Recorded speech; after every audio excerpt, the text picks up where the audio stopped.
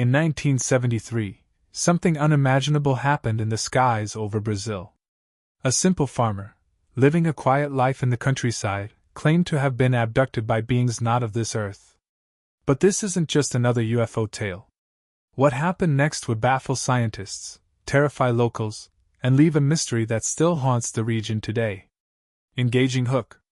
Have you ever heard of Antonio Villas-Boas or the Varginha Incident? What if I told you there was another case, less talked about, buried under the noise, but potentially more disturbing? Stick around as we dive into a strange case of alien abduction in 1973 Brazil, a story filled with bizarre details, government silence, and one man's terrifying encounter with the unknown. On-screen text. 1973, Brazil, alien contact? Brazil, 1973. Brazil in the early 1970s was a country full of contrast. Lush jungles, vast farms, political unrest, and a growing interest in the supernatural. UFO sightings had been increasing dramatically. Newspapers from Sao Paulo to Manaus were reporting strange lights, missing time episodes, and even cattle mutilations. Voiceover. The Brazilian Air Force was quietly documenting incidents, and many locals whispered of chupa, strange crafts that drain people of their energy or blood. The tension between folklore and modern fear created a unique backdrop for what was about to unfold. Quick context. Brazil was under a military dictatorship. Many believed the government had knowledge of extraterrestrial activity but was suppressing it. Operation Saucer, Operação Prato, an actual military investigation into UFOs, would officially start in 1977, but strange activity was already happening years prior. Ask the audience. Do you think governments already knew about UFOs back then? Drop your theories in the comments. Meet the victim. Dionísio da Silva, a humble farm worker in Maranhão, Brazil, was 33 years old when everything changed. Night of the event. It was October 3, 1973. Dionísio had finished work and was walking home alone across a field. That's when he saw a strange, glowing object descending in the distance. He described it as a metallic egg, with blinking red and green lights. What happened next? The object hovered silently. A beam of light shot down and paralyzed him. Dionísio claimed he was lifted off the ground, then lost consciousness. Inside the craft, he awoke on a table. Small, gray-skinned beings with large heads and black eyes surrounded him. They communicated telepathically. He recalled. A strange device attached to his chest. Needles inserted into his arm. Fluid samples being taken. Interesting detail.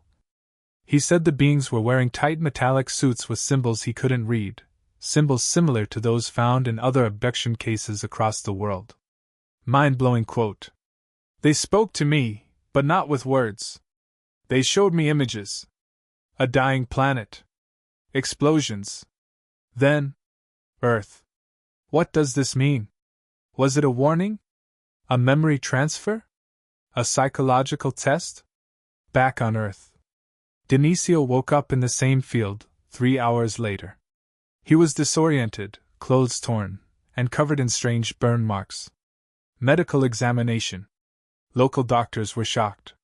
He had radiation-like burns, temporary blindness, elevated white blood cell count, sudden aversion to bright light. Local news coverage. The incident was reported in local papers. A priest from the area later claimed he had counseled Dionísio, who was deeply traumatized and feared being taken again. The mystery deepens. Days later, villagers nearby reported strange power outages, dead livestock, and metallic humming in the air. Engage the audience. Imagine waking up with no memory and your body marked by something unexplainable. What would you do? Would you tell anyone, or stay silent? Worldwide patterns. This case bears striking resemblance to other abductions. Antonio Villas-Boas, Brazil, 1957, claimed to have been abducted and forced to breed with an alien female. Barney Betty Hill, USA, 1961, similar memory loss, telepathic communication, and medical exams. The Pascagoula abduction, USA, 1973 happened the very same month as Dionísio's case. Weird coincidence? 3 abduction cases within the same month on 2 continents. Coincidence or coordinated? Comparison chart idea on screen. Name, country, year, common themes. Dionísio da Silva, Brazil, 1973. Beams of light, paralysis, burns. Pascagoula, Men, USA, 1973. Gray beings, levitation, trauma. Vilas Boas, Brazil, 1957. Alien interaction, craft interior. Shared symbols. Several abductees describe symbols or glyphs that look eerily similar. Are these a universal alien language? Or something deeper, like programming codes? Opa file folder, enter Opera Ko Prado, 1977. Though it came years later, this official Brazilian military investigation into UFOs confirmed multiple credible sightings, video footage, and even pilot testimonies. Former military whistleblowers later revealed that the government had been monitoring cases like Dionísio's for years. Cover-up? Documents were mysteriously classified or destroyed. Journalists who probed too deeply were threatened, or worse. Chilling fact. The commander of Opera Ko Prado, Captain Warange Holanda, died under suspicious circumstances just days after speaking publicly about what he had seen. Asked the audience, do you believe the government is hiding evidence of alien contact? Hit that like button if you're on the truth-seeking team. Possible explanations. Psychological breakdown, stress-induced hallucination? Secret experiment.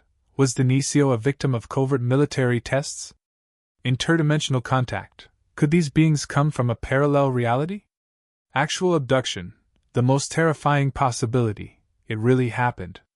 What the experts say. Psychologists noted Dionísio showed no signs of delusion or dishonesty. His injuries were real. His fear undeniable. UFO researchers believe this case is one of the most underreported, yet credible abduction stories in South America. Dionísio's later life. He never sought fame. He never changed his story. Until his death in the 1990s, he avoided media and lived quietly. A forgotten case. Outside of Brazil, few have even heard of his name. But maybe that's why it feels so authentic. So raw. Final thoughts. Could his story be the missing link in South American alien contact history? What other truths lie buried in the jungles and skies of Brazil? Speculative ending. If beings are watching us, maybe they don't care if we believe. Maybe they're just waiting. Voiceover. So what do you think really happened in that Brazilian field in 1973? Was Dionísio da Silva a chosen messenger, a victim of a cover-up, or simply a man caught in something too big to understand?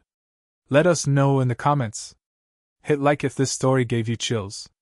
Subscribe for more mind-blowing paranormal mysteries. Coming up next, the U.S. town that disappeared overnight.